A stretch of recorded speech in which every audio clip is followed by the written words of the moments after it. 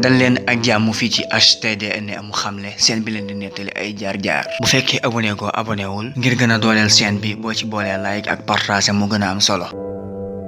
El Hadji Malick Ndiaye tabb nañ ko ci bopp assemblée nationale mu am lu toll ci ñeent fukki at ak benn bii mooy yoon bu njëkk Sénégal am njiital assemblée nationale bu toll ci ñeent fukki at ak benn doonoon na ministre des transports ñu tabb ko le 2 décembre atum 2024. moom El Hadji Malick Ndiaye mooy fukkeel bi ak ñett ñeel président assemblée nationale ci histoire politique bu Sénégal jëwriñ la woon ñu dénk ko dem beeg dikk bi nekk secrétaire national bi ñu dénk jokkalante bi ci parti Pastef. moom mën nañoo wax ne sax procès bi ku ko gëmoon la lool ca guddi yu njëkk ya looloo tax mu wane ci Pastef ak bëgg ko ba tey jii ñu wóolu ko moom doomu Jolof bii di El Malick Ndiaye.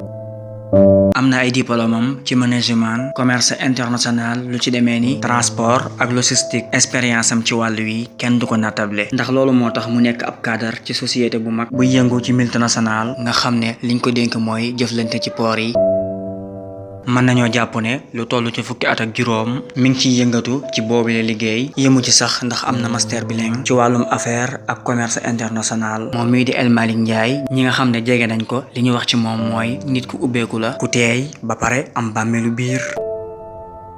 moom mii di El Hadji Malick Ndiaye am na jaar-jaar ci wàllum politique ñu jàpp ne ci ndoorteelu atum 2000 yi ci la doon nekk ci wetu ñi gën a fés ci langu politique bi ñu ci mel ne ñu fare ci gauche bi Moustapha Niasse Abdoulaye Bathily ak sax ñeneen biñ demee ba ci atum 2011 ci la daal di dem ci wetu professeur Ibrahima Fall bu taxaw temm ci atum 2015 jàpp 2016 mu daal di dem ci Pastef di parti bi nga xam ne mooy yore jokkalante gi ci jamono jii xanaa ko ñu ñaanal ko yàlla liggéey bi ñu ko dénk mu am ci ndam.